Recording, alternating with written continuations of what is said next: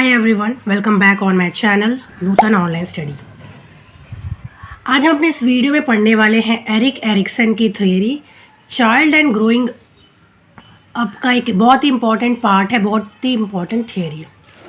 तो आज हम अपने इस वीडियो में इसके बारे में जानेंगे। लेकिन अगर आपने मेरा चैनल अभी तक सब्सक्राइब नहीं किया है तो मेक श्योर मेरे चैनल को लाइक शेयर सब्सक्राइब करना बिल्कुल ना भूलें, क्योंकि मेरे चैनल पे आपको बीएड रिलेटेड वीडियो तो मिलती ही है, एज वेल एज़ आपको पीडीएफ भी मिल जाएगा। अगर आपको पीडीएफ चाहिए, आपको करना क्या है, आपको कमेंट सेक्शन में जाके कमेंट करना होगा। ठीक है, चलिए देख लेते हैं क्या था एरिक एरिक्सन की थ्योरी। तो जो एरिक एरिक्सन है, इनका मानना था कि पर्सनालिटी जो होती है एक व्यक्ति की, वो बहुत ही इम्पॉर्टेंट पार्ट, बहुत ही इम्पॉर्टेंट रोल, यानी एक बहुत ही इम्पॉर्टेंट उसका सिग्निफिकेंट पार्ट होता है हमारे डेवलपमेंट का। किसी भी मनुष्य का जो डेवलपमेंट होता है, मानसिक विकास होता है, तो उसमें क्या है, जो पर्सनालिटी का बहुत ही इम्पॉर्टेंट रोल होता है। अब जो एरिक एरिक्सन थे, ये बहुत ज़्यादा इन्फ्लुएंस्ड थे फ्रॉइड से। ठीक है, तो एरिक एरिक्सन फ्रॉइड के जो आइडिया थे ईड, ईगो और सुपर ईगो, इसको एक्सेप्ट करते थे। लेकिन जो फ्रॉइड का बिलीफ था कि personality solely on the basis of sexuality, इस बात को एरिक्सन क्या करते थे, डिनाई करते थे। इस बात से पूरी तरीके से वो डिसएग्री थे। उन्होंने क्या किया कि फ्रॉइड के जितने स्टेजेस उन्होंने बताया था, फ्रॉइड के स्टेजेस को उन्होंने अपने जो है फर्दर कुछ और भी स्टेजेस उसमें ऐड किए। ठीक है, और इसे क्या कहते हैं, साइको सोशल स्टेजेस भी कहा जाता है। अब हम लोग मेन मुद्दे पे आएंगे, देख लेते हैं कि जो एरिक एरिक्सन है उन्होंने किस तरीके से जो है स्टेजेस, उन्होंने डेवलपमेंट का जो स्टेजेस है वो किस तरीके से उन्होंने बताया था। फर्स्ट जो स्टेज है वो है ट्रस्ट वर्सेस मिसट्रस्ट। ये 0 से 12 मंथ, यानी जो बच्चा पैदा होता है तब से लेकर 12 महीने तक, यानी 1 साल तक का जो स्टेज है। इस स्टेज में क्या होता है कि जो चाइल्ड है वो अपने केयर टेकर, अपने जो केयर गिवर है, जैसे उनके जो पेरेंट्स हैं या तो उनके जो फैमिली से जो भी मेंबर्स हैं, उसके प्रति जो है वो अपने जो ट्रस्ट है, अपना जो विश्वास है उसके अंदर पैदा हो जाता है बच्चे के अंदर।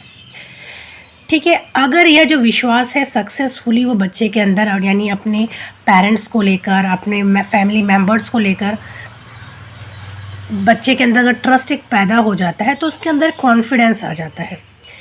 लेकिन अगर बच्चे के अंदर वो ट्रस्ट, वो विश्वास अपने घर के, अपने मेंबर्स के प्रति नहीं आ पाता है, तो इससे क्या होता है कि वो बच्चा अनसिक्योर फील करने लग जाता है अपने फैमिली मेंबर से, एज वेल एज उसकी जो आसपास के लोग हैं, अपने सराउंडिंग, सभी से वो क्या करने लग जाता है, अनसिक्योर, यानी अपने आप को सिक्योर फील नहीं करता है। यानी कि 0 से लेकर 12 मंथ तक के जो बच्चे हैं उसमें क्या होता है, उनके बच्चे, जो छोटे बच्चे होते हैं, उनके अंदर जो ट्रस्ट है अपने पेरेंट्स को लेकर, वो पैदा होना बहुत ज़्यादा इम्पॉर्टेंट होता है। अदरवाइज़ इनसिक्योरिटी की भावना उनके अंदर पैदा हो सकती है। सेकेंड स्टेज है autonomy versus shame and doubt. 1 से लेकर 3 साल तक के बच्चों का ये स्टेज है।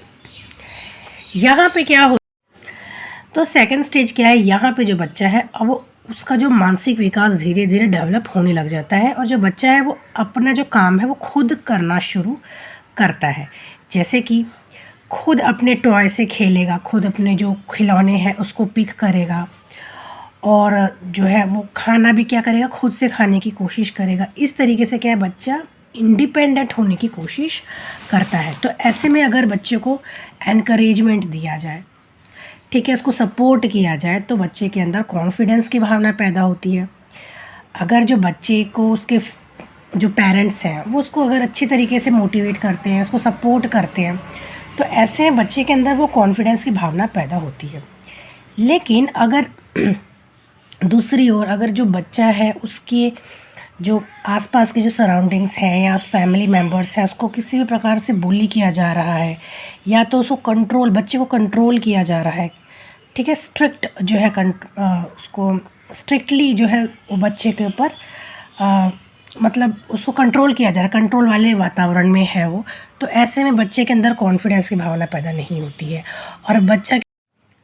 और जो बच्चा है वो क्या है, अपने वातावरण को लेकर या तो अपने फैमिली मेम्बर को लेकर वो इनसिक्योर फील करने लग जाता है। अनसिक्योर मतलब उसको अपने आप को सुरक्षित वो महसूस नहीं करता है उन लोगों के बीच में। अब आगे देखें तो थर्ड है हमारा इनिशिएटिव वर्सेस गिल्ट। 3 से 6 साल के जो बच्चे हैं, ये उनकी स्टेज के बारे में यहाँ पे बताया गया है। इस स्टेज में क्या होता है बेसिकली कि तो यहाँ पे जो बच्चा होता है उसके जो मेंटल डेवलपमेंट है वो शुरू हो जाता है। यहाँ पे जो बच्चा है वो एक्टिविटीज़ में पार्टिसिपेट करने लग जाता है, जैसे कि बाकी बच्चों के साथ खेलने लग जाता है, और जो है प्लान करने लग जाता है कोई एक्टिविटीज़, गेम्स खेलने लग जाता है, नए नए विभिन्न प्रकार के गेम्स उन लोग खेलने लग जाएंगे, और अपने दोस्तों के साथ जो नए नए दोस्त बनाते हैं उनके साथ वो हैंग आउट करना, घूमना फिरना शुरू कर देते हैं।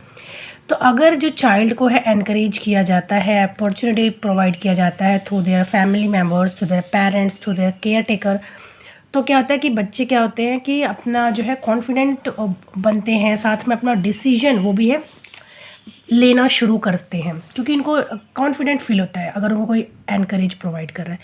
लेकिन अगर चाइल्ड को डिस्करेज किया जाता है या उसको कंट्रोल किया जाता है, तो ऐसे में जो बच्चा है उसके अंदर गिल्ट की भावना पैदा होने का जो है एक तरीके से चांसेस होते हैं, और इस ऐसे में भी जो बच्चे हैं उनके अंदर कॉन्फिडेंस की कमी आती है। फोर्थ है हमारा इंडस्ट्री वर्सेस इन्फीरियॉरिटी। 6 साल से लेकर प्यूबरिटी तक ये स्टेज है। अब यहाँ पे क्या होता है कि जो बच्चे हैं उसके अंदर अपनी एकम्प्लिशमेंट को लेकर जो उन्होंने अभी तक हासिल किया है, क्या हासिल किया है इस स्टेज तक, बच्चे से दोस्ती करना या अपना डिसीजन खुद लेना, इस तरीके से उनके अंदर क्या होता है एक तरीके से प्राइड की भावना पैदा होती है। They feel good about themselves, और अपने प्रति क्या उनको एक जो प्राइड महसूस होता है, अपने प्रति उनको अच्छा महसूस होता है, और अपने अचीवमेंट्स के प्रति।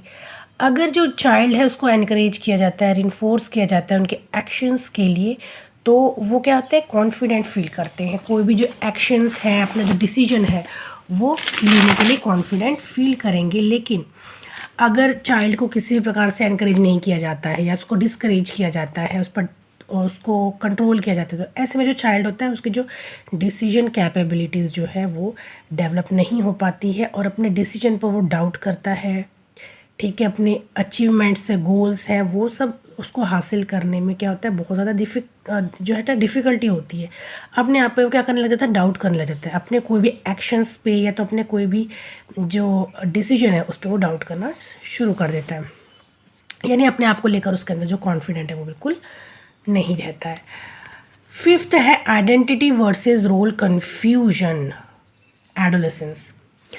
ठीक है, तो एडोलेसेंस का जो स्टेज के बारे में यहाँ पे बताया गया है, या तो एरिक्सन का क्या मानना है कि चाइल्डहुड से लेकर एडल्ट का जो ट्रांजिशन पीरियड होता है, जो स्टेजेस होते हैं वो बहुत ज़्यादा इंपॉर्टेंट होते हैं। अब इन सभी ईयर्स में क्या होता है, टीनेजर को अपने आप में एक इंडिपेंडेंस की भावना फील होती है, वो एक्सप्लोर करना सीखता है, रिलेशनशिप्स बनाता है, ठीक है, college, housing etcetera. If she is encourage for doing this, अगर उसको एनकरेजमेंट मिलता है तो वो ज़्यादा इंडिपेंडेंट फील करेगा, अपने आप में कॉन्फिडेंस फील करेगा, अपनी आइडेंटिटी वो जो है उसका फॉर्म होगा। लेकिन अगर जो बच्चे हैं उसको अगर किसी प्रकार का मोटिवेशन नहीं प्रोवाइड किया जाता है, she is hindered and slow down for some reason, या वो किसी कोई एक कारणवश वो स्लो डाउन हो गया है लाइफ में, तो ऐसे में क्या होता है कि वो अपने कन्फ्यूजन को लेकर हमेशा ही क्या रहेगा, कंफ्यूज्ड रहेगा, और अपना जो है एक जो आइडेंटिटी होती है उसको समझने में, अपने आप को समझने में वो हमेशा ही कंफ्यूज, यानी वो क्या हो जाएगा, उसकी जो पर्सनालिटी है वो कंफ्यूजन वाली हो जाएगी, उसको अपने आप को लेकर सेल्फ डाउट में वो हमेशा रहेगा। आगे है हमारा स्टेज इंटीमेसी वर्सेस आइसोलेशन, ये है यंग एडल्टहुड। ठीक है, an individual begins to share him her self intimately with others, अपना जो है दूसरों के साथ वो इंटीमेट होना, मतलब जो फ्रेंडशिप्स हैं उसमें क्या होता है वो इंटीमेट होना शुरू हो जाता है, अपने आप को एक्सप्लोर्स करने लग जाता है रिलेशनशिप में। तो इफ़ ही और शी सक्सेसफुल, अगर वो सक्सेसफुल होता है रिलेशनशिप्स में, ठीक है, या बाकी सभी चीज़ों में, तो ऐसे में क्या है कि she is successful with creating successful relationship and form a sense of commitment, then he she feel comfortable. तो अगर ऐसे में उसको जो अच्छा उसको एक्सपीरियंस मिलता है, अगर उसको पॉजिटिविटी मिलती है, तो क्या होता है कि वो एक तरीके से कमिटमेंट हो जाता है रिलेशनशिप में, लेकिन और सेफ़ फील करता है, सेफ़ महसूस करता है अपने पार्टनर के लिए, ठीक है। लेकिन अगर ऐसा नहीं हो पाता है तो क्या होता है, वो इंटीमेसी को वो अवॉइड करने लग जाता है, ठीक है। और वो अपने आप को क्या कर लेता है, आइसोलेट कर लेता है, ठीक है, अलग कर लेता है, और लोनली, ठीक है, आइसोलेटेड एंड लोनली। उसके बाद है हमारा सेवन्थ है जनरेटिविटी वर्सेस स्टैग्नेशन। ये है हमारा middle adulthood.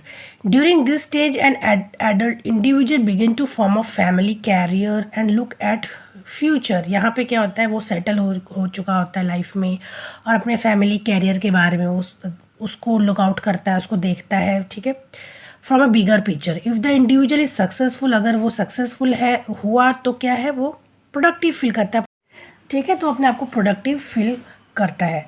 Then he she feel productive and involve with his family, और अपने फैमिली से इन्वॉल्व रहता है, ठीक है, अपनी कम्युनिटी से कनेक्टेड रहता है, ठीक है।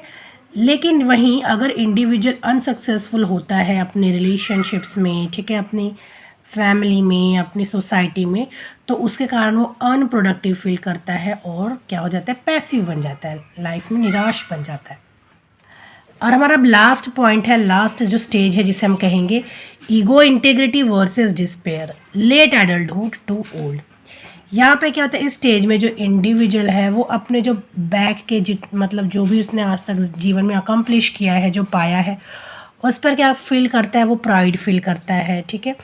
अगर वो पीछे जो देखता है कि मैंने आज तक क्या क्या अकम्प्लिश किया है, तो अगर वो सक्सेसफुल होता है अपने लाइफ में, तो उससे क्या होता है, वो इस स्टेज पे आके अपने आप को जो है सेटिस्फाई फील करता है, प्राइड फील करता है। लेकिन अगर वो सेटिस्फाई नहीं है उसकी लाइफ में जो भी हुआ, या तो उसने जो अकम्प्लिश नहीं कर पाया लाइफ में, अगर उसको लगता है कि मैंने कुछ अपने लाइफ में अकम्प्लिश ही नहीं किया, तो ऐसे में क्या है, वो अपने पास्ट एक्सपीरियंस के द्वारा, जो उसके पास्ट में जो एक्सपीरियंस हुआ है, जो सक्सेसफुल नहीं हो पाया, या तो उसने लाइफ में कुछ अचीव नहीं कर पाया, ये सब सोच के क्या हो जाता है, वो लाइफ में थोड़ा सा क्या हो जाता है, निराश हो सकता है, पैसिव हो जाता है, ठीक है। तो ये सारे स्टेजेस हैं फ्रॉम चाइल्डहुड टू ओल्ड। यहाँ पे देख सकते हैं, ये जितने भी 8 जो हमने स्टेजेस पढ़े हैं, ये है एरिक एरिक्सन के स्टेजेस। तो ये था हमारा आज का वीडियो, जहाँ पे हमने एरिक एरिक्सन थ्योरी के बारे में पढ़ा, यानी एरिक एरिक्सन के क्या विचार थे डेवलपमेंट को लेकर, जिस तरीके से जो स्टेजेस होते हैं एक ह्यूमन बींग्स के, वो बचपन से लेकर जो उसके ओल्ड एज तक वो किस तरीके से जो स्टेजेस से गुजरता है। तो ये थे एरिक एरिक्सन की थियरी, 8 थियरीज में हमने पढ़ लिया। अगर आपको ये वीडियो पसंद आई हो तो आप मेरे चैनल को make sure like share subscribe करना बिल्कुल ना भूलें। मिलते हैं नेक्स्ट वीडियो में with another B Ed topic.